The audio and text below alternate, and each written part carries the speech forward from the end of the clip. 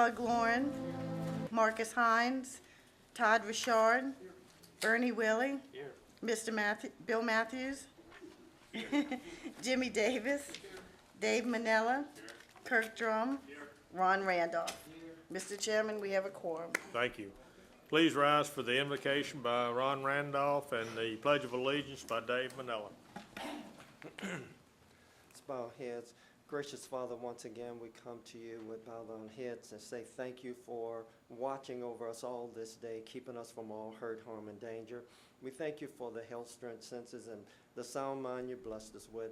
We thank you for this commission, Lord, and everyone here. We thank you for the decisions that we make in reference to what's in the best interest of our citizens and this jury and this government. And gracious Father, we ask that you continue to be with the sick and shut-in, especially one of our own friends of Mr. Jimmy, Gary Clark, and all these blessings we ask in your Son, Jesus' name. Amen. Thank you.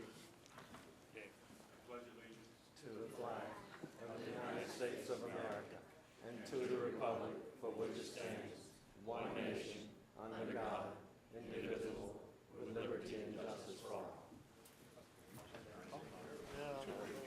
Yeah. Now, if you have a phone or pager, please put it on silent. If you disagree with anything this commission decides tonight, you have the opportunity to appeal it to the council. There are appeal cards on the railing over here to my right. Speaker cards, if you wish to speak, please fill out one of the speaker cards so we have a record. And if there's anything that changes and we need to notify you, we have the opportunity to notify you by having your address.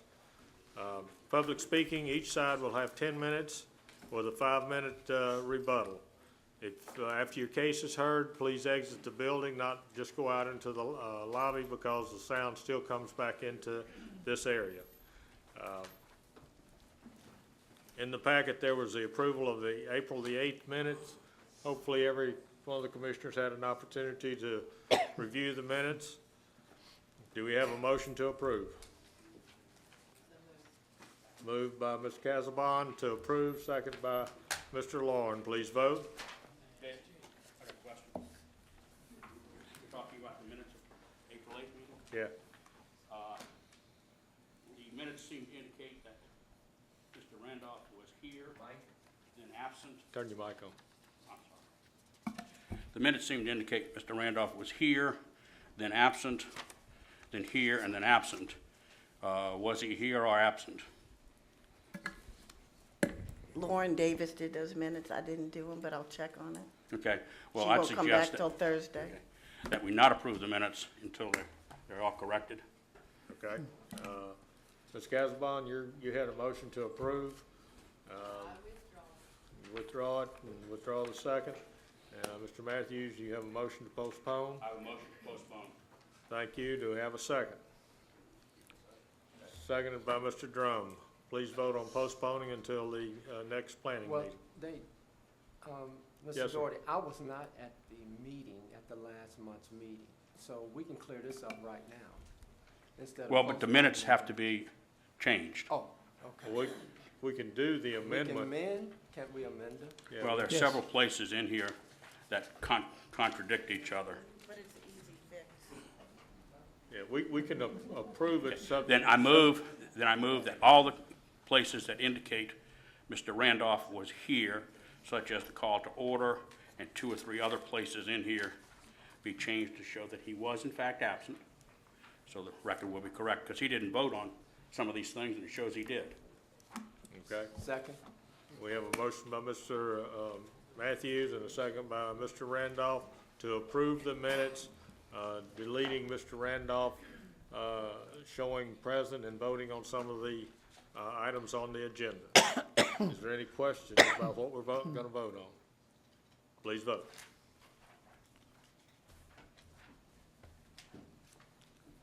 Motion carries. Thank you. Consent calendar, any items not pulled from the consent calendar automatically dispensed by vote as approved and/or as per staff comments. Items pulled from the consent calendar shall be discussed and voted upon individually. Staff, do we have any items that need to be pulled? Yes, sir. We need to pull the second minor subdivision case, MS 1404-020. Okay. Commissioner, do you have any that you won't pull? There's only one other item. All right, Move to approve the consent calendar, subject to pulling the second item, MS 1404-020. we have a motion and a second to approve the consent calendar, pulling MS 14-04-020. Please vote.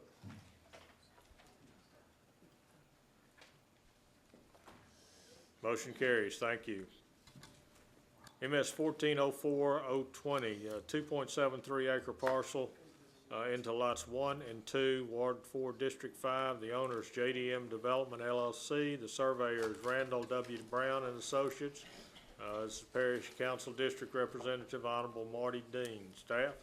Thank you, Mr. Chairman. This is a commercial development that has the, as you're aware, the McDonald's, a restaurant and a strip center located in the corner of Louisiana Highway 59 and Duff Park Road.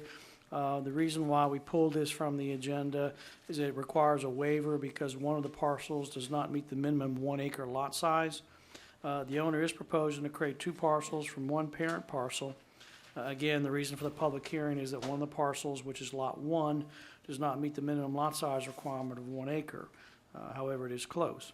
It appears that the owner has the necessary acreage to provide an additional 0.04 acres to lot 1 in order to meet code requirements. Therefore, since the owner does not wish to provide this additional property to lot 1, staff recommends denial of the proposed re-subdivision request. However, it should be noted that the parcel is zoned commercial, in which district permits less than 1 acre parcels if not having to comply with the minor subdivision code requirements. Additionally, a waiver of the regulations is required in order to approve the minor subdivision request relative to lot size issue. Therefore, a 2/3 majority vote of full membership of the commission, which is 8 members, is needed in order to approve pursuant to section 40-100 waiver of regulations of subdivision ordinance 499. Thank you. Someone here representing the owner developer or the engineer surveyor? Yes, sir. Please state your name. Yeah, I'm David Harvey, Okay. and I'm the owner manager for JDM Development. All right. You heard staff comments. Do you have any problem with any of those? I'm not sure that I do. I'm just hoping that this could get approval. Was there an issue that the council has with it? I don't know that we have any issues at this point, but do you have any other comments? No. Anything else we need to know? No, sir. Okay. Thank you. Thank you. Is there anyone else in the audience who wish to speak on this item? I'll close the floor to the public, bring it back to the commissioners. Mr. Matthews. I think Jimmy was first. Pardon? I think Jimmy was actually. Okay, Jimmy? Yeah, I think the 0.96 acres, it's only about 1,500 square foot less than what it needs to be, so I'll make a motion with all the waivers to approve, excuse me. Okay, we have a motion to approve, seconded by Mr. Casabon. Mr. Matthews. Yes, sir. Would you come back up, please? I have a question. It appears that all it would take to come into full compliance with all of our rules and regulations would be to move that property line a foot or two. Can you tell me why is it important? Yes, that sir. the property line is not moved a foot or two to the northwest? Yes, sir. When they leased the property to McDonald's, they set out all the requirements that McDonald's had and laid it out that way. And so basically we're trying to mirror the lease that we have, that McDonald's has leased that property, so that we don't have part of it leased to McDonald's and then a little strip that is kind of in nowhere land, if you will. So we want the appraisal for the property tax and everything for McDonald's to be separate, and they would be responsible for that and maintenance of that, versus having it broken up or having to try to renegotiate a lease with McDonald's. Well, I mean, all it would take would be to move that line a couple of inches or a couple of feet. And McDonald's would probably be willing to amend that lease to include that. is insignificant, but it would bring you into compliance with our rules and regulations. Yes, we were just hoping at like 0.965 acres that it wouldn't be a problem, that we wouldn't have to go back to McDonald's, try to ask them to, change the lease. And then the way it's drawn, if you look at the drawing, the line is in the middle of the egress and in and out, which they laid out. And so there'd be an issue, I guess, as to who would maintain that at that point. We're just trying to keep it simple and. Well, it would have been very nice if y'all would have looked at our regulations maybe before you drew this up, and then would have been fairly easy to comply with. I just think that it's a simple matter to have done it correctly the first time, and you didn't, and I'm just disappointed in that. Yeah, so we were aware of the regulation. We were just trying to make it coincide with what McDonald's has in their lease and not resurrect that and have an issue with them. And we were trying to get it so that they paid the property tax on what they leased. And as it is right now, it's mixed, and it doesn't work very well. How long ago did they lease this? In 2009. So in 2009, the property was outside of compliance with our regulations. No, sir, I don't think so. My understanding it wasn't no. Come up here to the bar. State your name, please. Matthew Organ. The property was not subdivided at that time, and so when the initial developer created the parcel, they set those dimensions, created it, but did not officially subdivide it. So we knew the 1 acre requirement within the minor subdivision application. However, we did speak with planning and zoning, and we were aware of it. However, we were advised to bring that up in this meeting so that we would not have to renegotiate a lease with McDonald's. Now, McDonald's has reviewed this and has approved it, and that they're in favor of it as well, and they spoke with Mr. Keller. Well, you're circumventing our rules and regulations, and I don't really see a good reason for you all being allowed to do that myself, but that's just me. Okay, any further discussion? All right, we have a motion and a second to approve with the exception that's been discussed. Please vote. Motion carries 8-1. Thank you. Thank you. The gentleman with the sign in the audience, your sign has nothing to do with this meeting. And I want to ask you to take it down because, again, it has nothing to do with this meeting. This is a planning meeting. It has nothing to do with it. Meeting, I feel this is my right. No, it's not your right. It is not your right. I'm going to ask you to take it down. Police officer get me out of here then. Well, we can do that. Go ahead. Okay? Escort me out, please.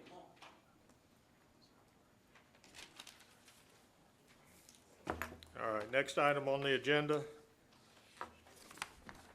is on page 2. Tentative subdivision review, SD 14-05-003, Money Hill Plantation, Phase 7 revised, Ward 6, District 6, developer owner Money Hill Plantation LLC, engineers J.V. Burks and Associates, Parish Council District Representative Honorable Richard Tanner. Staff? Thank you, Mr. Chairman. If you recall, this came before us last month's meeting under a tentative, and the representative for the subdivision, Mr. Shane, had indicated they were going to come back and make these amendment changes. The owner has revised his tentative subdivision plat, which was heard at last month's meeting, by adding one additional lot, which is lot 440, at the end of the cul-de-sac. They renumbered the lots and added some additional land to some of the lots. Otherwise, the plan is basically the same as before. A couple of information items. Parish code requires that a land clearing permit be applied for and obtained through the Department of Development prior to the developer receiving a work order in conjunction with the preliminary subdivision process. And 2, a preliminary draft copy of the Declaration of Covenants and Restrictions should be remitted to this department for review prior to the developer issuing a work order in conjunction with the preliminary subdivision approval process. Staff recommends approval, subject to meeting these comments. The Department of Engineering has a couple of comments. Thank you. Mr. Shane. Revise I'm sorry. restrictive covenants number 8 from 35 feet to 60 feet and show details specific to odd-shaped cul-de-sacs. All right. Environmental Services, you have no comment, right? Okay. Mr. Shane. Thank you, Mr. Doherty. Jeff Shane of the Jones Fussell Law Firm in Covington, representing Money Hill Plantation LLC, the owner and developer. And as staff has commented, you may remember that I gave you a heads up at last month's tentative subdivision approval that we will be making these tweaks. The suggested comments that require further revision to the plan are all acceptable to us, so we understand that if you grant approval, subject to those staff comments, it'll be our obligation to get those things done. So we respectfully request a revised tentative subdivision approval at this time. Thank you, Mr. Shane. Anyone else in the audience wish to speak on this item? I'll close the floor, bring it back to the commission. Mr. Randolph. I don't have a problem with it, Mr. Doherty. I move to, Pull your mic down. sorry. I move to approve. We have a motion by Mr. Randolph to approve. Do I have a second? Seconded by Mr. Lauren. Mr. Matthews. Jeff, I just got a couple of like cleanup questions on things I'm not sure about, maybe you can help me with. Certainly. What was lot 440 before this revision? Was it part of this at all, or what? It was, some of the land, yes, it was included, but we also added some land to this phase that were actually not advertised. And that's the reason that we could not make the amendment at last month's meeting. But correct me if I'm wrong, Mr. Keller, but I think we didn't have the advertisement on the additional parcel. Actually, some of the land that was added also increases green space as well. Okay. Can you tell me what was in fact added to this? Yeah. Just for make sure the information is complete. Sure. If you go to the cul-de-sac in the northwest corner of the Camp phase. Hill Court? Is that it? Yes, Okay, at the end, lot 440. okay. That was not even, that wasn't And- included before, or is that? And no. all the green space on the north side of Camp Hill Court? Okay. And are some of these lots changed? No. We really just added a lot. We did add some green space in the southeast corner. Okay, because the comments say that some additional land to some of the lots. Well, it's, if you look down on the 414, 415, and 416, there was, after the wetland delineation came in, there's some wetlands on those. So we moved Hidden Lake Loop up to give those lots some more Some space, more non-wet buildable area. Okay, so a couple of the lots were in fact changed. Okay. Well, they were modified Yeah, slightly. but- 440 is the only new or additional lot. Okay. And then there was some other slight modifications, but essentially a net gain in terms of more land for the lots. And green more- space. And more green space. And just out of curiosity, why is the rear lot line of 440 so irregular? Yeah. I'm sure that's because of a feature, a geographic feature. This is all part of the former campground in Money Hill, and they dug out a boat launch there, and so it's got some concrete there. Okay. All It's right. actually got some It some just looked barriers. very, very curious and want to know the reason why. Otherwise, I think it's a good project. Okay, we have a motion and a second. Anyone else wish to comment? Please vote.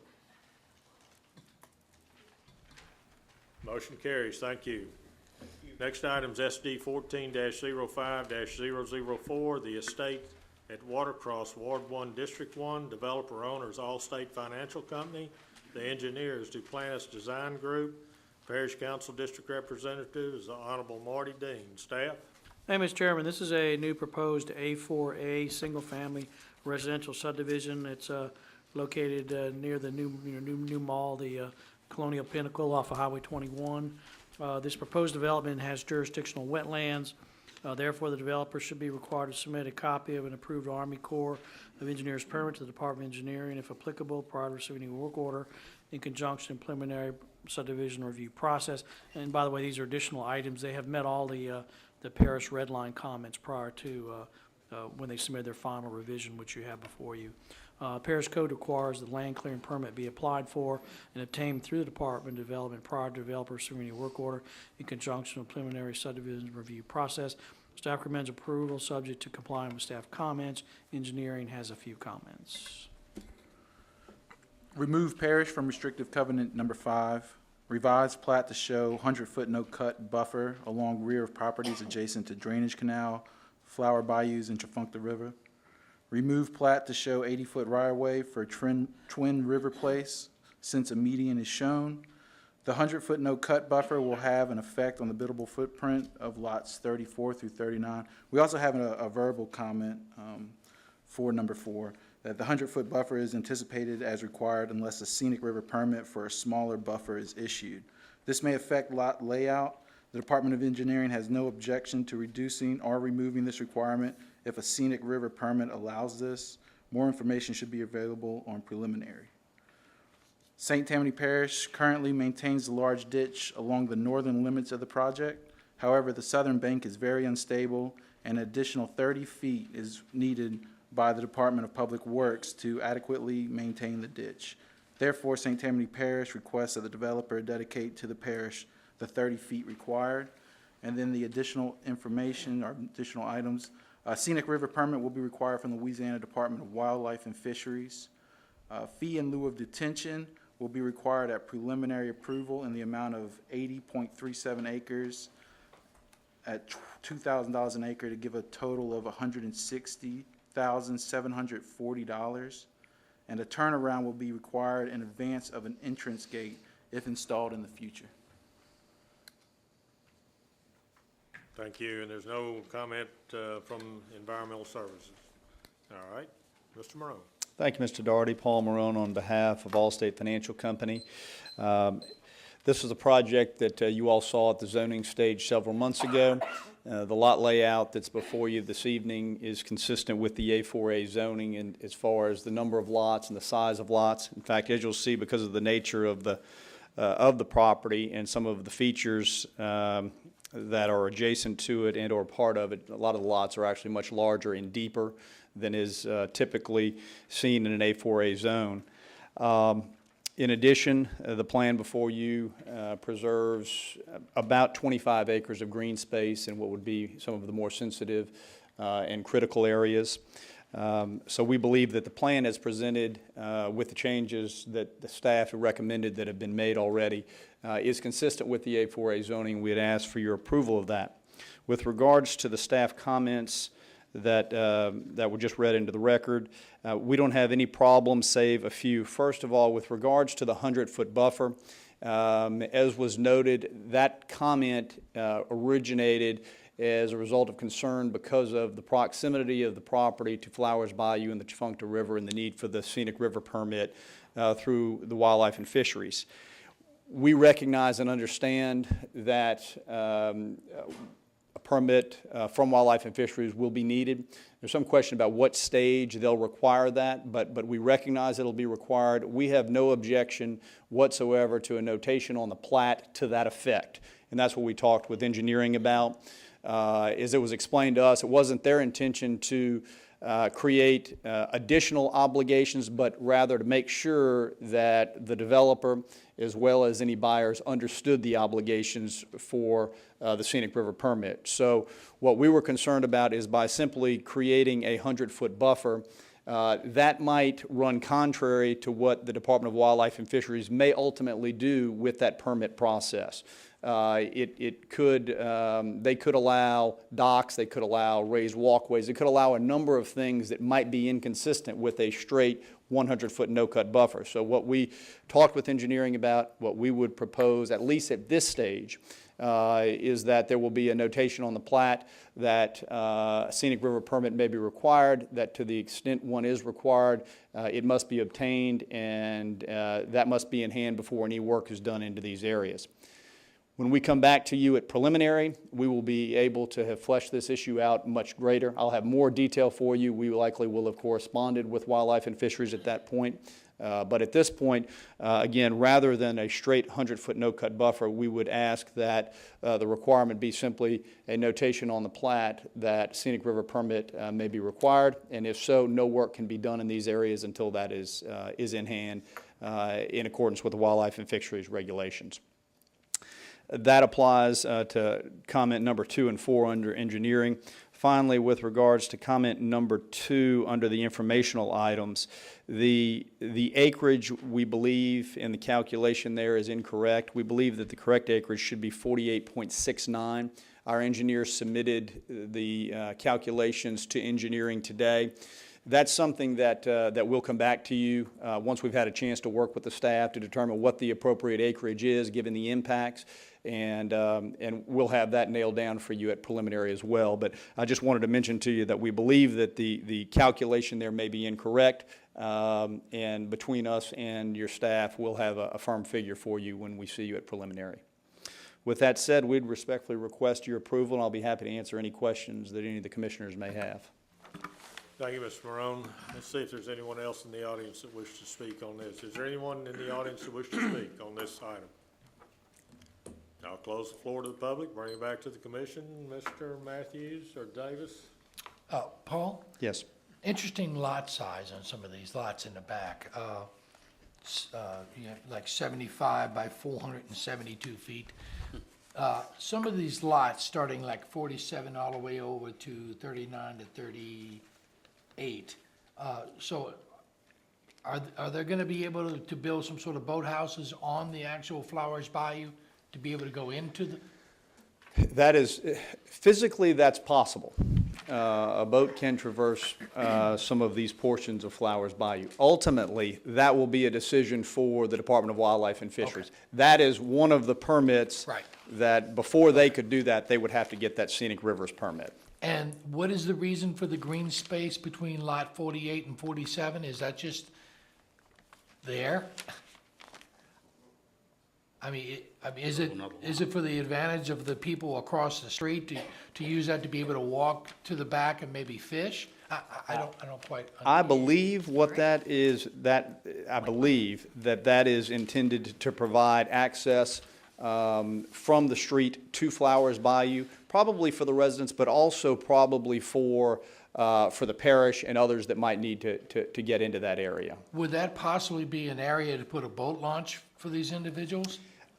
Conceivably, yes, that's possible. Again, subject to permitting by Wildlife and Fisheries. I know this area very well, and I was just thinking that 80-foot frontage you have on that green space here, bear with me on this.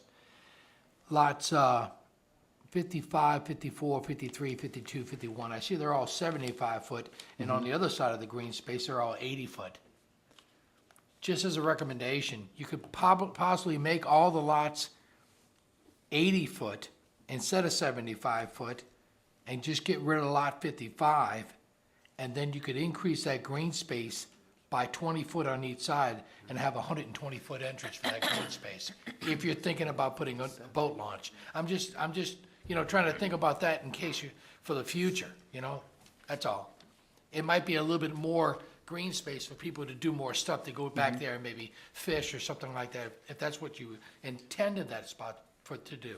And I'll certainly inquire with Mr. Weiner about his intentions with that and Yeah. review So that all it idea. would do is get rid of one lot, basically, and give a little bit more green space. And if you decide that to be a boat launch, which I've seen a lot of subdivisions back here have that exact same feature. All right, thank you. Sure. Mr. Randolph? Yes.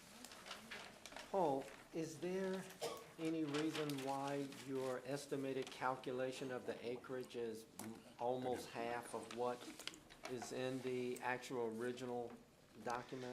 The reason for that, Mr. Randolph, is that as we appreciate the calculation, and again, we'll have to work with staff to make sure that we're comparing apples to apples, but the acreage figure that I gave you of about 49 acres is what we would determine as the impacted area, lots, streets, and so forth.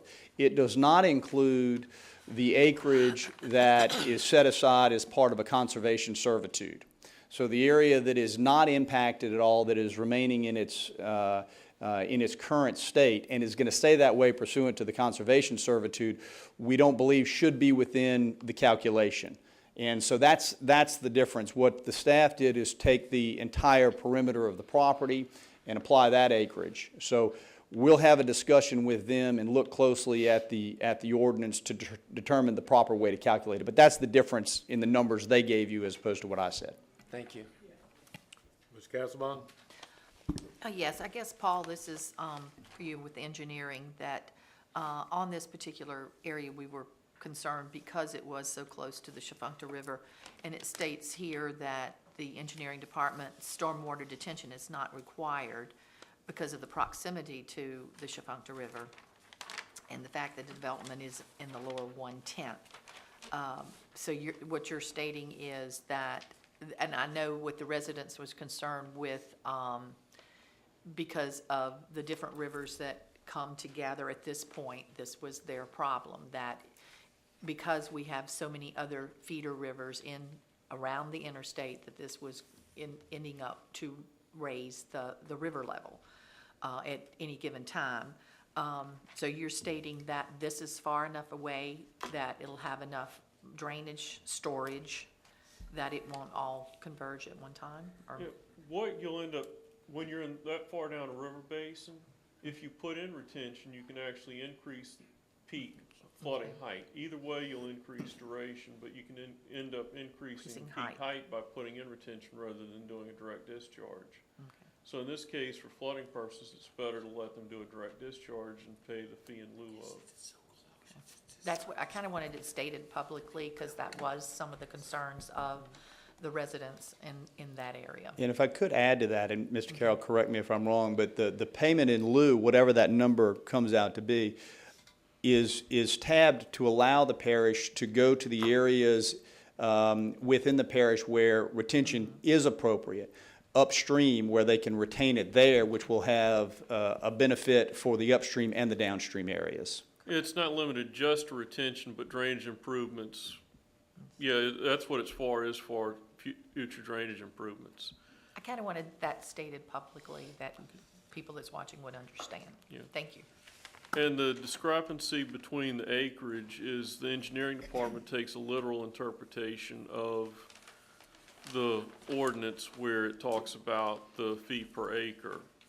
And what you're trying to do is similar to what's happened in the past, at least once or twice, where the commission granted did a 2/3 majority vote to do a waiver of it, our interpretation, to get the interpretation you have where they only did the fee for the acreage that you were improving. Okay, so that'll be an issue then that will have to appear on the Yeah. preliminary agenda Yeah. for the commission to make a determination. Yeah, preliminary, you'll need a 2/3 majority vote to get that. Mr. Matthews? Paul, a couple of questions. The 100-foot no-cut buffer, if we approve this tonight, and at your request to delete that, are we saying that there is no need for the 100-foot buffer? I'm not sure that we're ready to do that. I think that the council was pretty strong on that when they looked at this piece of property. Staff, is that what we want to do? What you may want to do is vote to leave that up in the air and decide that at preliminary, what would be required. Because that way you'll give the developer a chance to talk with Keith Cassidy at Wildlife and Fisheries and to find out what he's willing to give them a permit for. Let the engineering staff know, and we can address that in the preliminary comments. Because that seems to be a pretty serious thing, one, for the developer Yeah. to have a 100-foot no-cut buffer, but also for the parish not to have the 100-foot Yeah. no-cut buffer. That's why we put it in the comments, because the commission needed to know that it could be a big issue, Yeah, we potentially. don't want to cavalierly let that go by the side. And if I could point out one item of clarification, there is on the plat right now a 100-foot buffer that extends along basically the northern line, if you look close on there. And that is not the buffer that we're talking about in this discussion. That buffer will remain. the buffer that we're talking about now is only the buffer that would front the Chifuncta and the Flowers Bayou from the Chifuncta up until it meets the other 100-foot buffer at our northern line. Okay. If that makes sense. Yeah, it does, but that seems to be something pretty important for us to not just gloss over, either for the developer or for the parish, either way. On the Department of Engineering comments, number 1 says remove the word parish. Will this not be a parish drainage servitude? What's being discussed is the subdivision would be, this is private subdivision, right? That's correct. Yes, this is a private subdivision, so the only easement that we may be given is the easement that on, item number 5, where Public Works requested a 30-foot drainage easement along the rear lateral ditch that's had some erosion and shear failures in the past. If we can get a drainage easement on that, currently Public Works is using that property for maintenance, and they want to continue to do so. Okay, so, but this is going to definitely be a private subdivision, is that the case? That's correct. Okay, well, that changes a lot of complexions here. The thing about the turnaround, if this was not going to be a private subdivision, there'd obviously be no need for a gate, and you couldn't put a gate. Right. And we're not going to dedicate the streets, we're not going to dedicate the drainage or any of that to the parish. So in fact, this would not be a parish drainage servitude. The 30-foot that the Department of Public Works is looking at, is that going to be a outright donation to the parish, or is that going to be an easement granted to the parish? My understanding is the request was for an easement, so I believe it'll be in the form of an easement. Correct. Okay, because it says dedicate, and it wasn't sure. And that's okay with Department of Public Works, that it would be a easement instead of a dedication outright? Yeah, the easement is what Public Works requested. There's a little bit of confusion right now where there was possibly a document created between the developer and Flowers Estates that may muddy up the transfer. I think Paul Marone may have some more information Yeah, on that. what he's alluding to is back when the Pinnacle zoning was originally put in place, part of the restrictions that were agreed to between the owner of this property and Flowers Estates was the 100-foot no-cut buffer that I just referred to.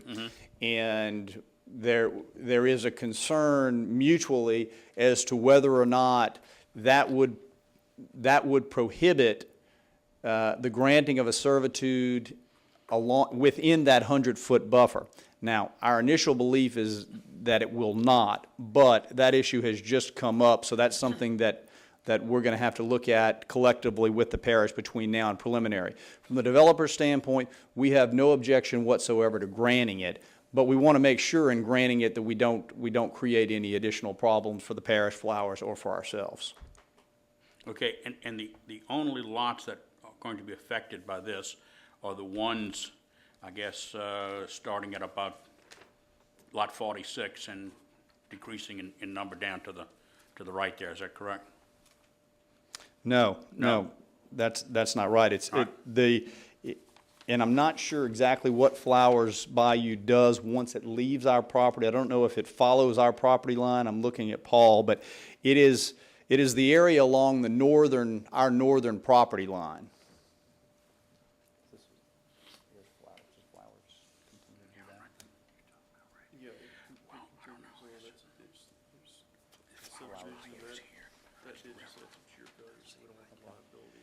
It's along the northern property line.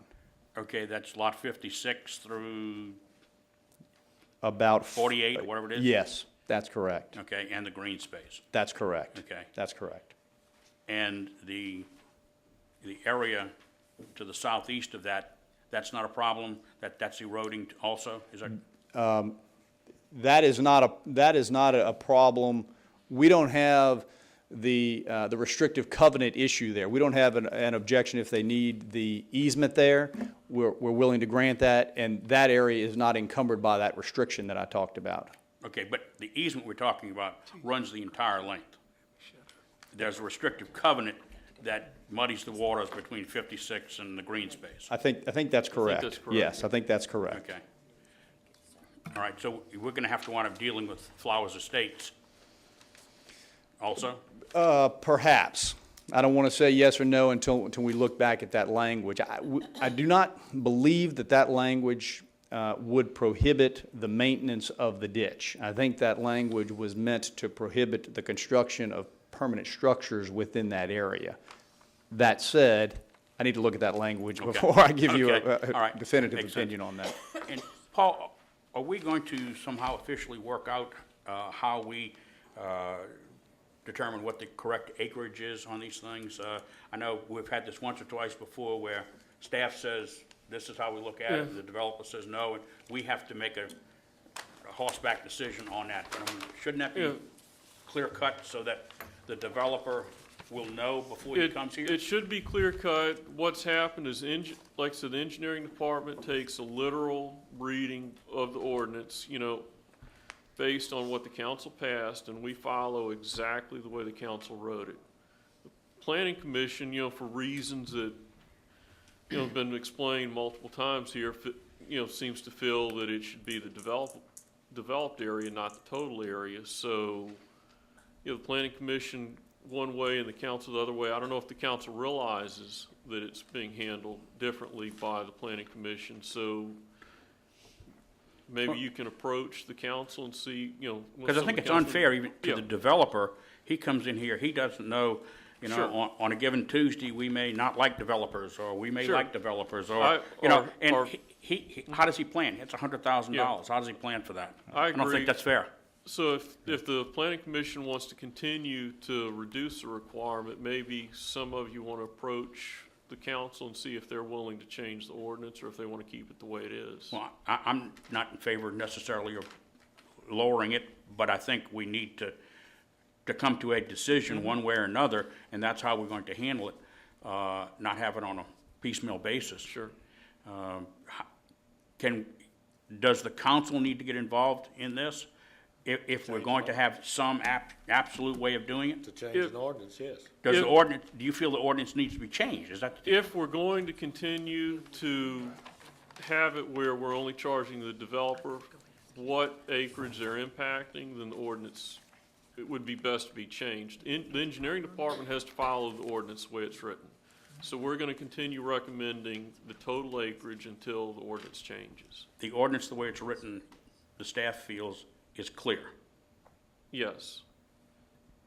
Then- I don't know about intent, but the language itself is clear. Then we need to follow the staff's clear understanding of the ordinance. Seems to me. That's up to the planning commission. And that has not historically been the practice. I will Yeah, say no, that. we've been all over the place. Because on we've this. I had, don't think that that's fair we've for had the- extreme cases where, I know that I handled a case where there was over a 100-acre tract and we were impacting about 15 acres. That made a huge difference. And the rest of the acreage was totally preserved, untouched in its entirety. And the commission made the decision that that calculation should not take in all of that acreage that wasn't disturbed. I know that's been done several other times. So it may behoove the council to consider clarifying their intent at some point on that issue. Yeah, because you don't know when you come here what we're going to do. It's the whim of the council, the commission, and that's patently unfair to a developer, because he doesn't know how to plan. Well, I think we need to pass on to the council if we Why would. don't you draft a little quick resolution, and we'll present it under new business to the council to review this particular ordinance. That's what we have an attorney for. Pardon? That's what we have an attorney for. And I'll be happy to relay to the council, Mr. Matthews, the commission's concerns. And I believe, if I may, Mr. Chairman, that we've had this conversation in the past, as Mr. Marone has alluded to. And I believe that I have also opined in the past on similar cases that if the Planning Commission was so inclined to restrict the fee that may be required to only those areas that are impacted by the development of the land, then that would be appropriate under the current regulations. I understand how engineering is interpreting the regulation, but I think that the regulation does currently allow for the Planning Commission to apply the appropriate fee according to the individual circumstances of the individual cases that they are reviewing. From a case-to-case basis, what constitutes disturbing of the land versus charging a fee for the entirety of the land, of the development, sometimes is a subjective determination. But Mr. Matthews, I am happy to relate to the council that the Planning Commission is requesting a more definitive guideline for these fee assessments in furtherance of applying it universally. Or may I suggest, at least in a way that would give the Planning Commission some flexibility to allow for the fact that not every development is identical to each other, and there may be some circumstances where to actually preserve the consistency in this commission's actions, some flexibility is warranted. So let me forward that and have discussion with the council about it, and hopefully get these regulations in place. I don't necessarily agree with a presumption or a belief that this commission has been inconsistent in its application of the parish regulations up to this point. But if we do have cases like this that make the commission unsure what is the intent of the council by the language of its codes, then I think that that is a case for reviewing that language and see if clarifying language is warranted. I don't know whether we've been inconsistent or not. That's not really the point I'm trying to make. Is it we can be. And if the council wants to clarify this in such a way to say that we have this flexibility, then very probably I think the staff and the developer can work those problems out before they come here, and we won't have this discussion as to what it should be, the staff having a literal interpretation and the developer having a different type of interpretation. They could work it out very clearly if we know what the council's intent is, and we won't have this argument or question. Thank you. I understand. I will advance that with the council. Mr. Lloyd? Paul, would you look at the plat for just a minute? I have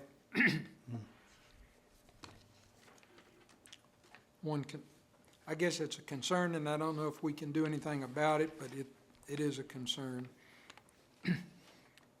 Correct me if I'm wrong, the entire northern boundary of this property abuts Flowers Estates?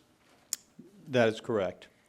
And there's an agreement in place that there will be no cross easement between the two properties. That is correct.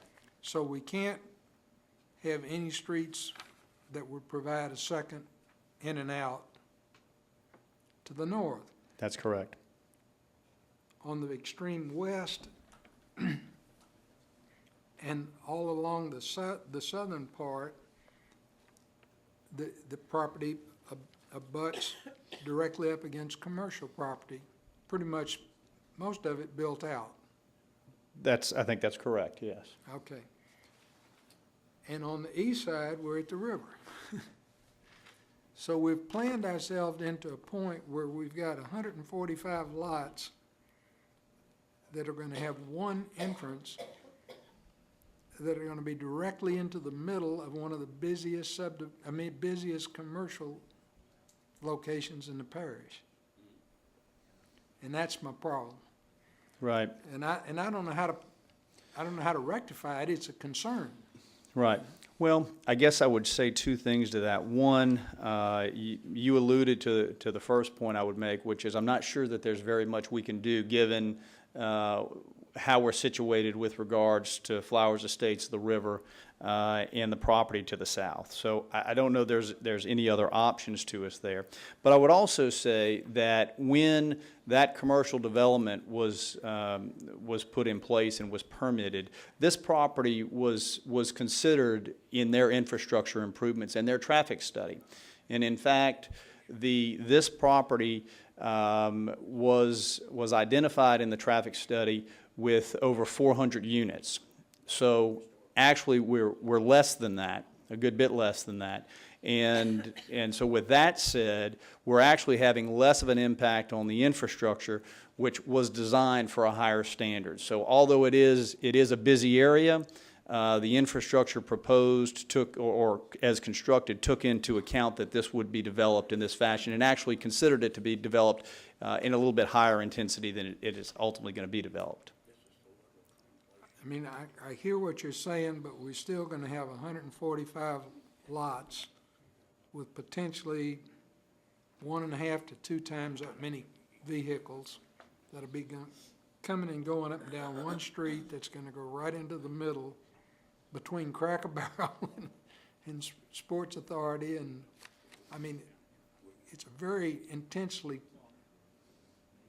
it's a big bottleneck. It's not like coming out onto a state highway or something. I mean, you're gonna go right in, basically into the parking lot almost. Well, you are. You're going to come through in that area, but as you know, as you come into that area, you do have the opportunity. One, you have signalization at some of those intersections. You'll have the ability, though, to access a variety of signals. You'll also have the ability of going east and west. So there are some options once you get out. Yes, they're all going to come out this boulevard, but once you get out into the developed commercial sector, there are some options. There are some options to go east and west and to utilize different signals that are in place. Like I say, I don't know how to plan around it now. It's like a catch-22. We are where we are. Mr. Richard.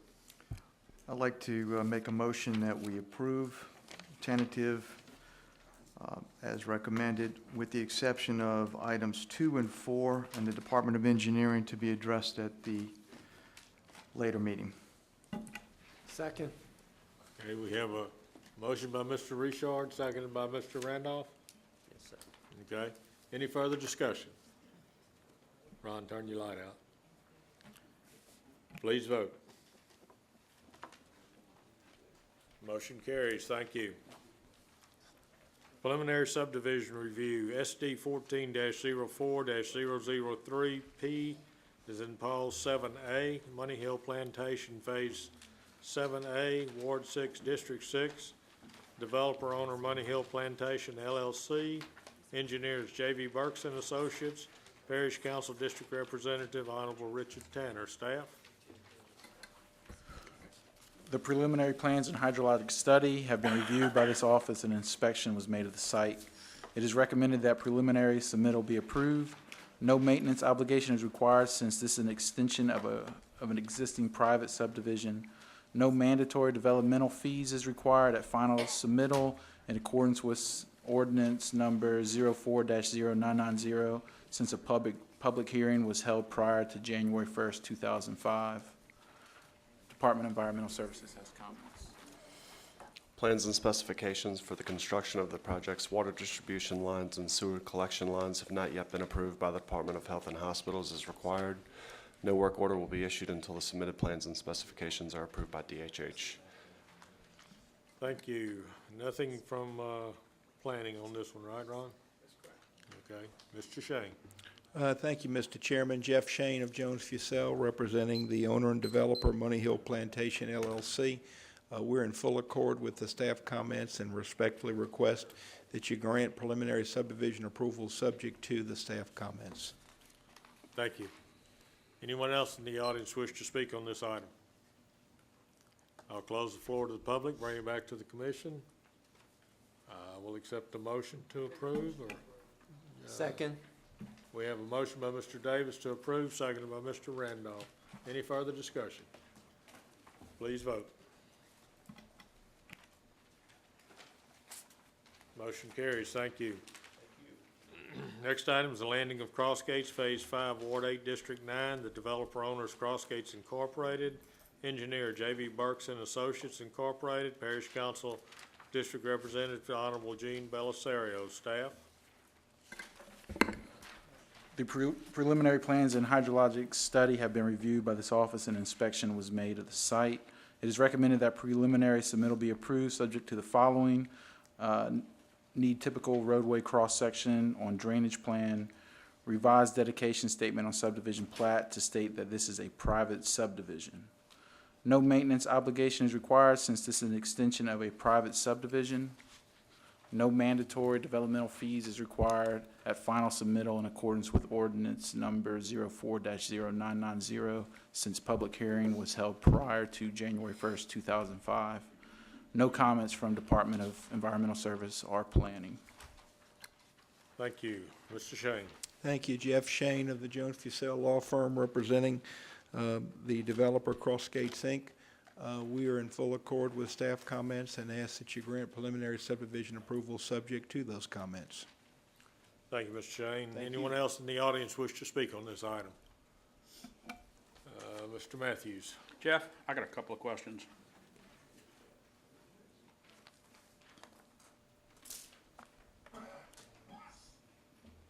Yes, sir. On the drainage plat, I'm confused at where lots 42 through 52, 55 through 58, and 60 show that the drainage is going to be off-site, where everything else shows it's going to be back towards the streets. Why is that? Why is 60 so different than the lots on either side of it? Which lot? Lot 60? Well, you've got lots Topography? I'm sure it's topography. 42 It's all the way elevation. around to 52, all show drainage going, runoff rather, towards the rear of the property, where everything else pretty much shows it's going towards the streets. It's just the natural topography falls off in the back. The elevations. Right. And where does this runoff go to? That's all Gum Bayou. It's all Okay, back there. everything else goes into the streets, Right. which will go where? It all goes to Gum Bayou. It's collected through drainage pipe and then out through Gum Bayou. Okay, and what makes lot 60 so radically different?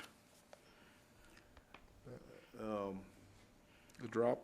Yeah, I mean, it does fall down toward the back, so that's kind of the intent, is just to draw back, and then the Gum Bayou has a little section right there where it kicks back off.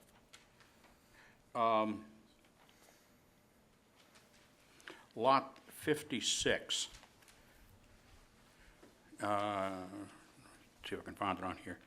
I think that's, shows on the other plat significant wetlands.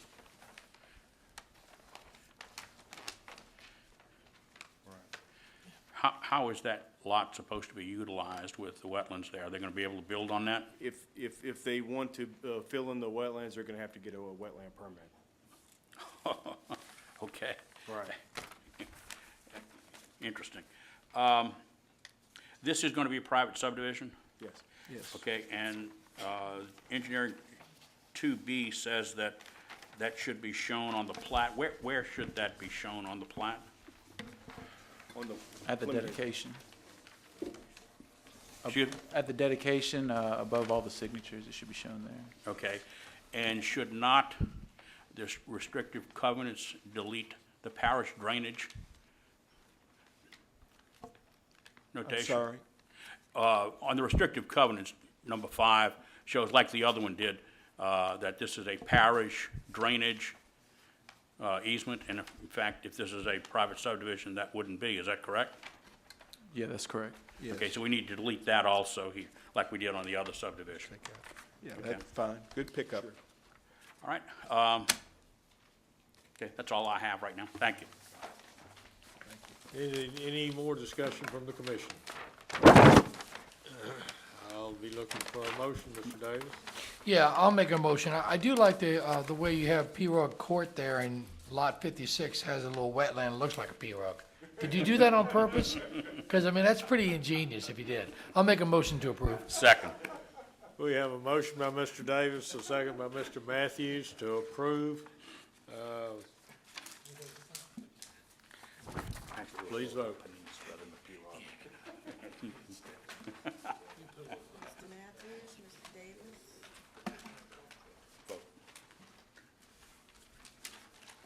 We made and seconded the motion. We probably ought to vote. Motion carries. Thank you. Final subdivision review, SD 05-12-033F2B, Pine Creek Acres, Phase 2B, Ward 1, District 4. Developer owners Pine Creek Development LLC, the engineers J.V. Burks and Associates, Parish Council District Representative Honorable Reed Falconer. Staff? Periodic inspections have been made by this office during construction, and final inspection was made on April 25th, 2014. The inspection disclosed that all asphalt roads are constructed, road shoulders are constructed, and the roadside ditches are functioning. The following minor uncompleted items existed at the time of final inspection and will be completed before plats are signed. Need elevations at lot corners, need signage plan as-built drawing, show flood zone delineation lines between A and C, need floppy disk, our latest format, need developer's signature on plat, need traffic and street name signs in accordance with Parish and MUTCD standards, need blue reflectors, need engineer's stamp on as-built. Should the Planning Commission approve the request for final approval, a warranty obligation will be required for the infrastructure in the amount of 1,923.22 linear feet at $12 a linear foot with a total of $23,100 for a period of 1 year.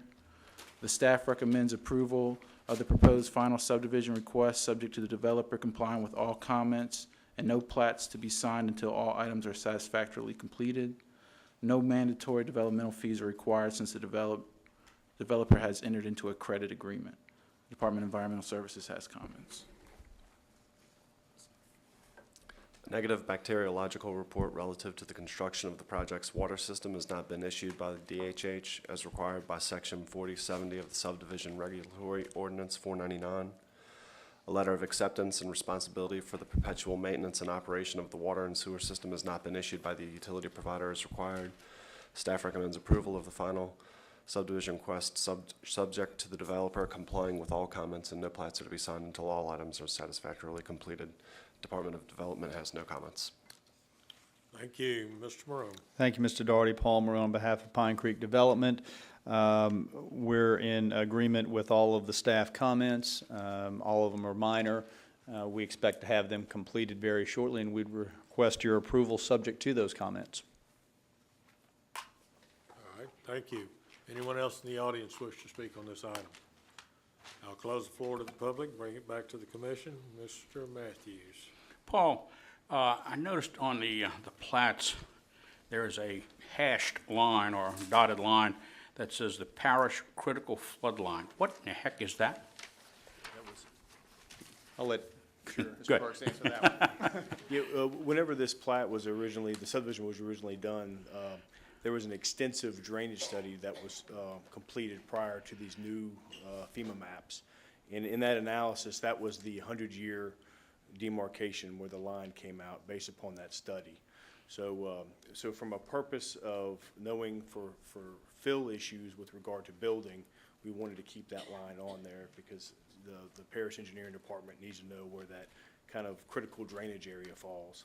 And that's Okay, and what? How does that affect building out in here? Paul, can you tell this, Paul? That affects the lots being allowed to fill or not, if we need a fill plan to see what they're doing. So the lots on one side of this line don't need a fill plan? And on one side do, and also to make sure that the finished floors are high enough on the lots that are on the wrong side of the line. Okay. Thank you, because I saw that and had no clue what I was looking at. Thank you. I do, the Department of Engineering shows that the traffic and street name signs are not in and the reflectors are not in. Can you tell me why we're doing a final and those few things are not there? Those are typically the last items that are put in. Our contractor on this, I know, is prepared to put both of those in. It's the same contractor. One of the reasons that they're the last items to go in is because they're the easiest ones to tear up as part of the construction, getting equipment out. But I know Mr. Kenny Glass is the contractor that will do both the street signs and the blue reflectors, and he's prepared to take care of both. So we'll have those well before. When can we expect those? I would think within the next week, week and a half at the most, well before your next meeting. Okay, thank you for your assurance. I'd move to approve. We have a motion by Mr. Matthews to approve. Do I hear a second? Second. Second by Mr. Randolph. Mr. Davis. Yes, Paul, so lot 117 is the only lot in Phase 2B that's in the Class A flood zone? The rest are in Class C? Is that what I interpreted from the reading at the bottom according to the FEMA flood insurance map? About some are in C and some are in A?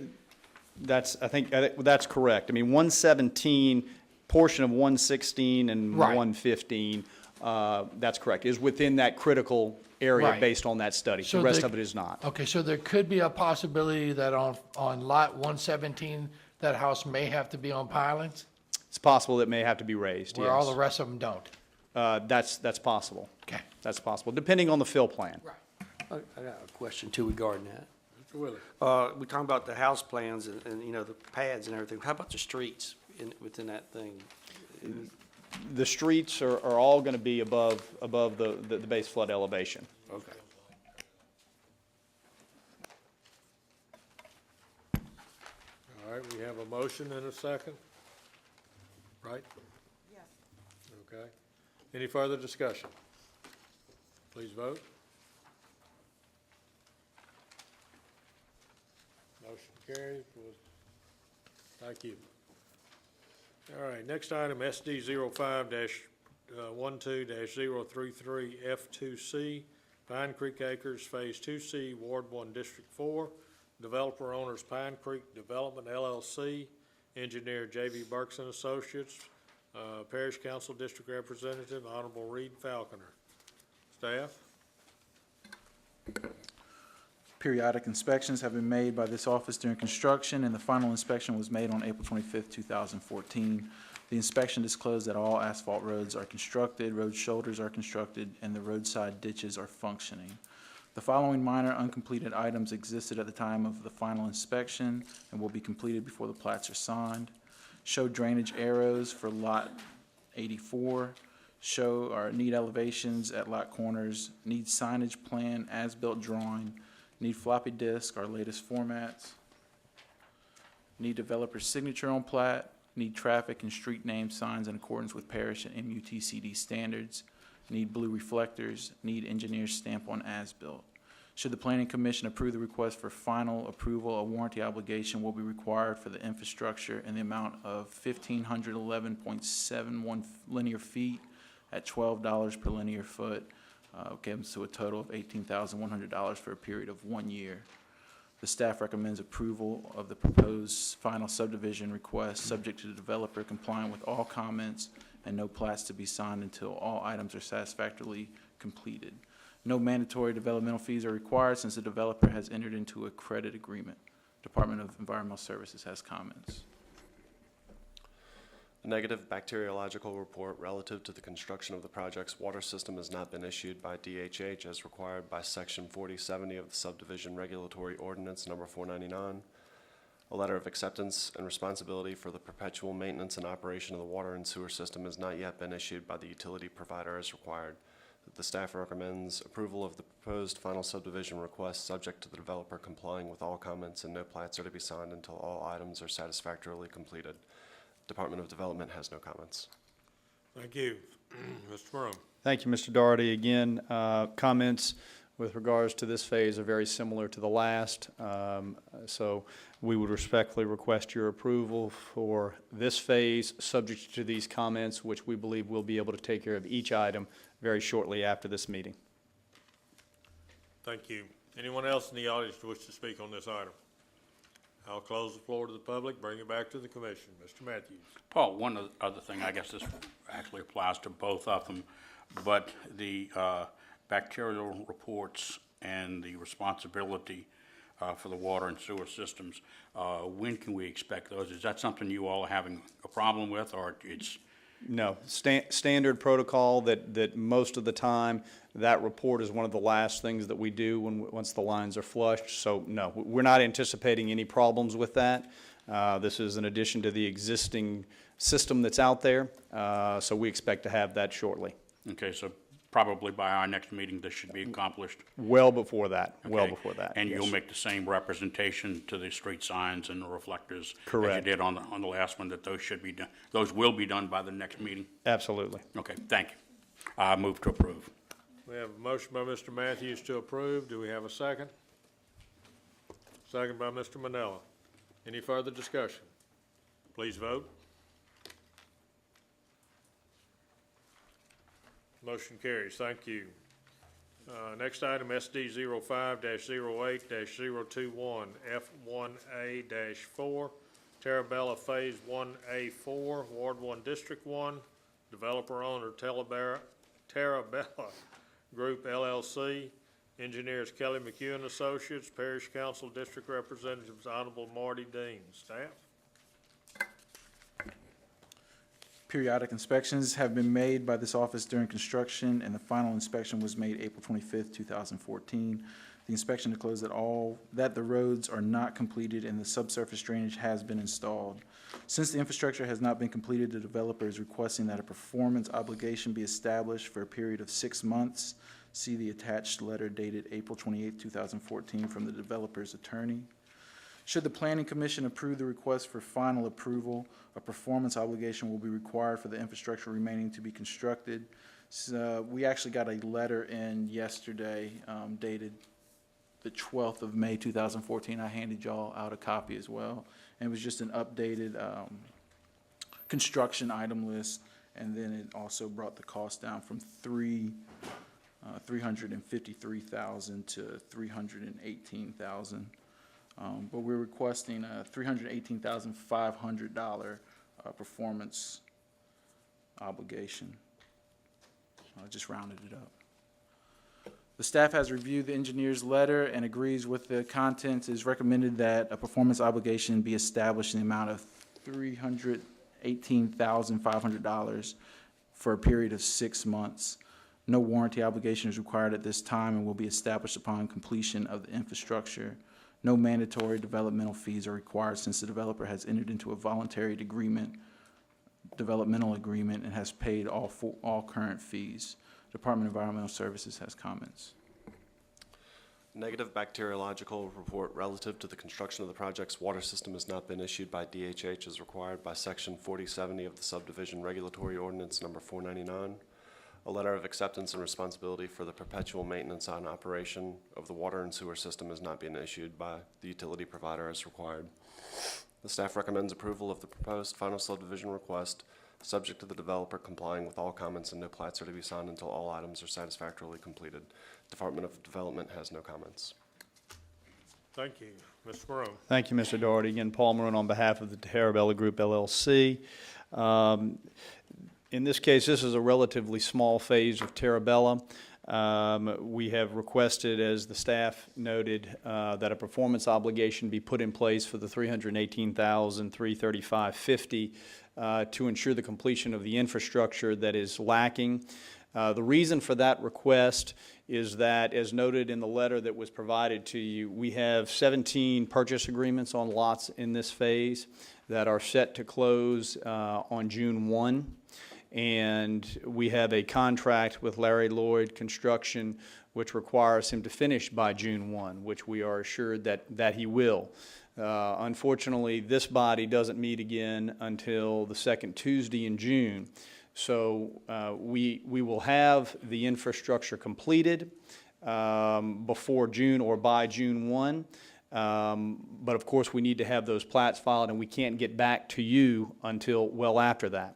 That's the purpose for the performance obligation, which we are in full agreement with. We're prepared to post that if and when this commission grants its approval to this process. We've worked closely with staff. As is noted in their comments, they're comfortable with the approach and the proposal. So you will have assurance that the infrastructure will be completed by that performance obligation. We also have the contract with Larry Lloyd, which is a bonded and insured contract as well. So all of that is in place to be sure that we are completed by June 1. So although we're asking for 6 months, we're on a much tighter timeline than that. And in fact, by the time you meet in June, we hope to have 17 lots sold and the construction well done behind us by that point. So with those caveats and explanations, we would respectfully request your approval of final, subject to the posting of the performance obligation of $318,335.50 as set out in Mr. McHugh's letter. Thank you, Mr. Morone. Anyone else in the audience wish to speak on this? I'll close it to the floor of the public, bring it back to the commission. Mr. Matthews. Paul, and I guess staff too, we're asked to approve a obligation, this isn't a warranty obligation, what is this? Performance. Performance obligation, thank you. Now of $318,000 and some change, and that's basically for streets and curbs and that sort of stuff?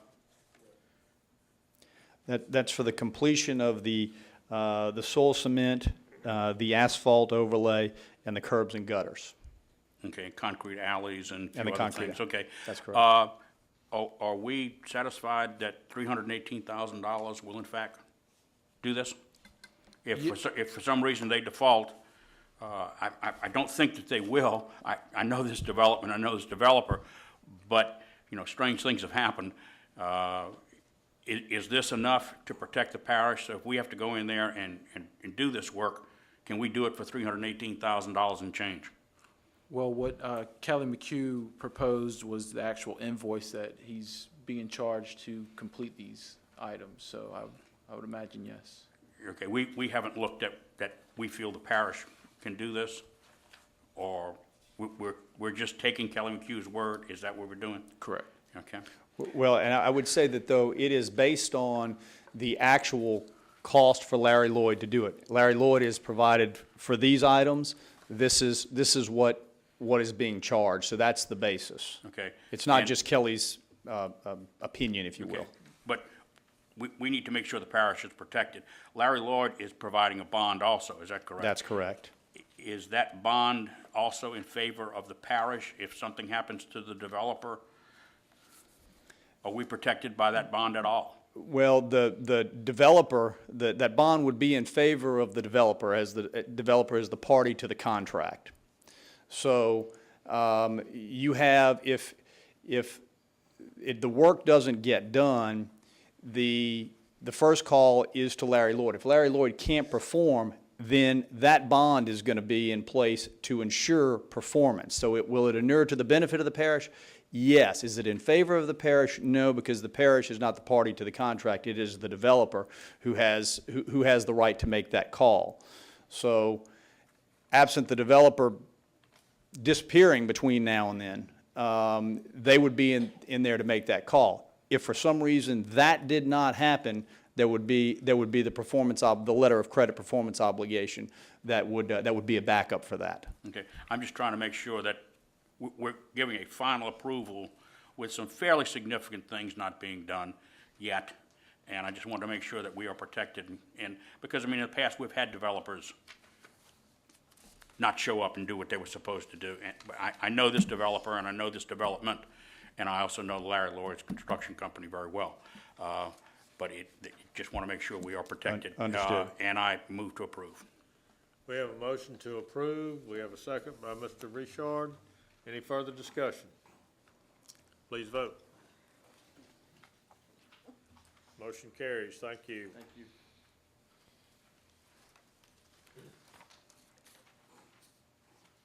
No proposed amendments to 499. Old business, 2018-08-005, River Club, Ward 1, District 1, developer owner Delta Land Holding LLC, engineers Kelly McHugh and Associates Incorporated, Parish Council District Representative to Honorable Marty Dean. This is to request to rename the subdivision to River Place. Staff? Thank you, Mr. Chairman. Yeah, this is the development that I'm sure the commission's aware of, the PUD Plan Unit Development that's located on Interstate 12 in the Chafuncta River. Developer simply feels that the name is more palatable for the subdivision development. They have received tentative approval, and they also have some work orders in place under preliminary.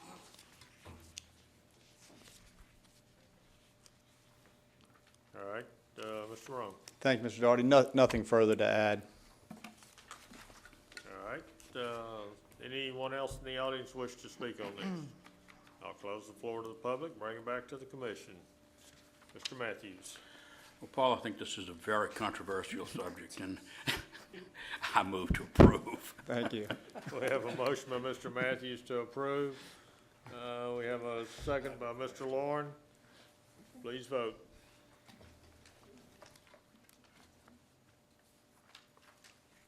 Motion carries. Thank you.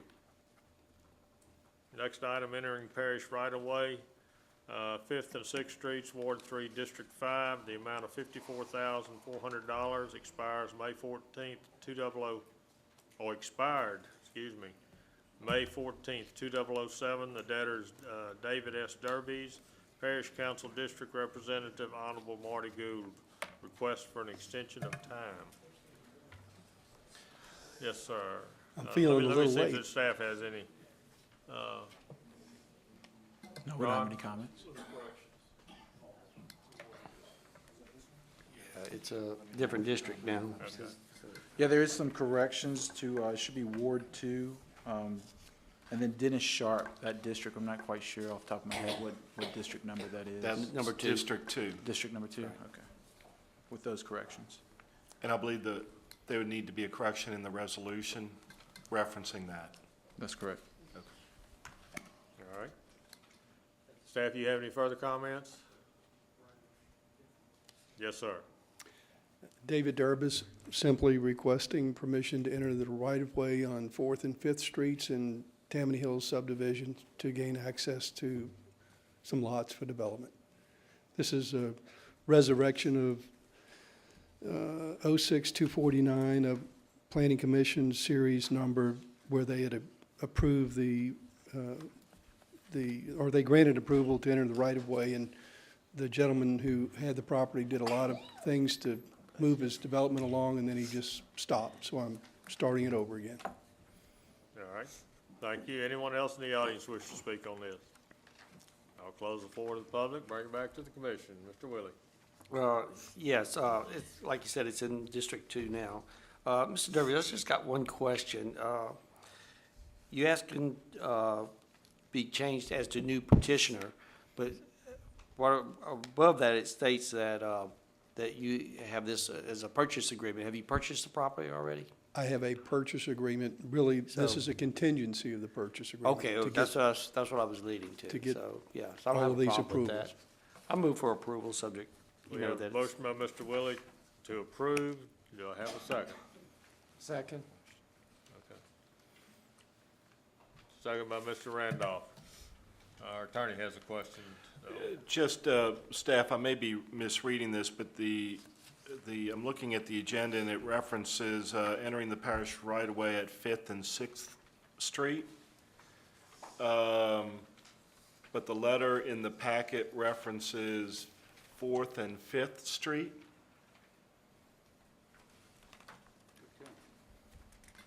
Correct. It should be 4th and 5th Street. I'm not sure why the, It should be It's 4th and 5th. it's yes. 4th and 5th, Okay, yes. not 6th as well, No, sir. just 4th, 5th. Okay, thank you. All right. Mr. Randolph, you have a question, comment? No, sir. All right, we have a motion and a second to approve. Please vote. Motion carries. Thank you. Thank you.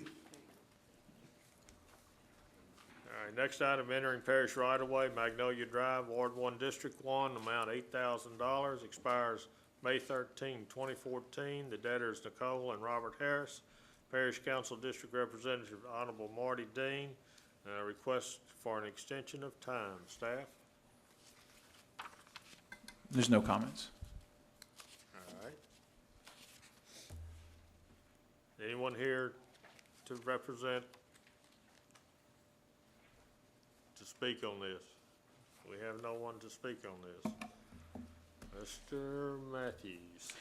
Well, I would have a couple of questions about why we're doing this. It probably would be easily answered were someone here. And as we have stated several times in the past, that we're not likely to continue approving things for people that don't show up so we can ask them questions. I move to deny.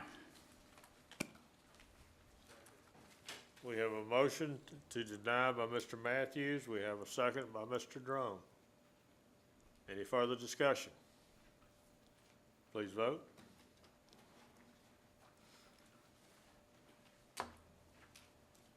We have a vote of 5-3, 5 yea, 3 nay.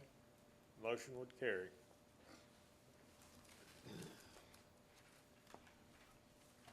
Is there any new business we need to take care of? I'll accept the motion to adjourn. So moved. Move to adjourn. Thank you.